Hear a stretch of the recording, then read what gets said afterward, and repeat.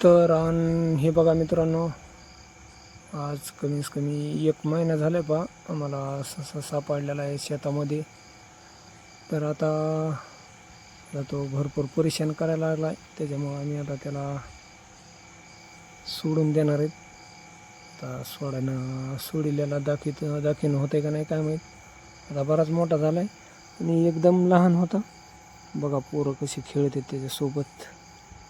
आणि अजून पण असा कुठं जात नाही बरं का, पण ते कसं आहे, उगा मांजर काही खायचं भी वाटतंय, त्याच्यामुळं नको वाटतं. मांजरीने बघितलं त्याला 1-2 वेळेस, त्याच्यावर चाल पण केली ते पण वाचला.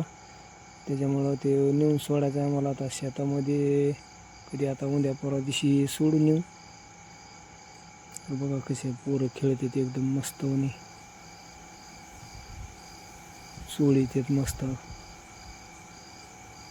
आणि ते चारा पण पूर्ण खाते बरं का, हरा खाते, बाकी कोणतं पण गवत खाते. ते बघा सध्या खाते, पण कसं आहे ते दिसत नाही बरं का, कारण ते तोंड बारीक तोंड राहते त्याचं, ते दिसत नाही खाल्ल्यालं.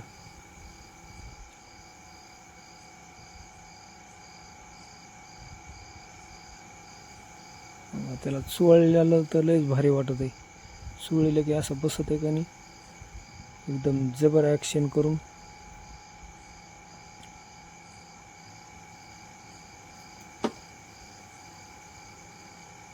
ते बघा पोरं उठलेत, त्याच्यामुळं बाजावून खाली उतरायला बघायला लागले ते.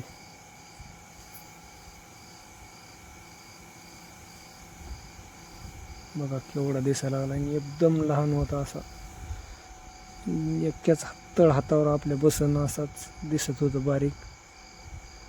त्याला दूध गाईचं ते पाजून 8-15 दिवस दूधच पित होतं, नुसतं काही खात नव्हतं.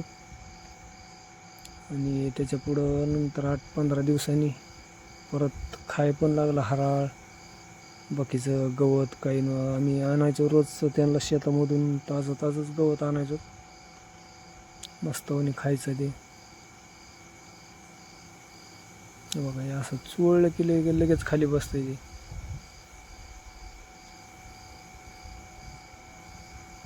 बघा किती भारी दिसतोय. आता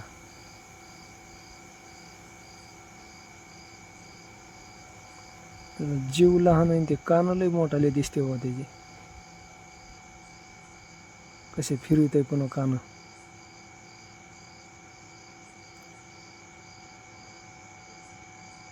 पोरं लय खेळत आहेत त्याच्यासोबत.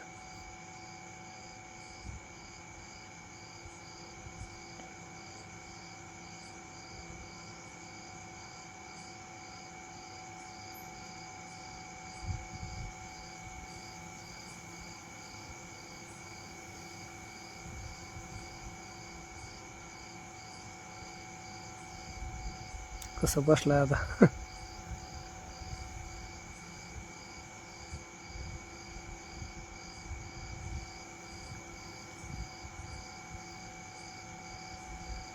पळायला लय चालू जाते, लय पळते बंगाट, पलक झपकते ही नजरों से दूर हो जाता है ससा.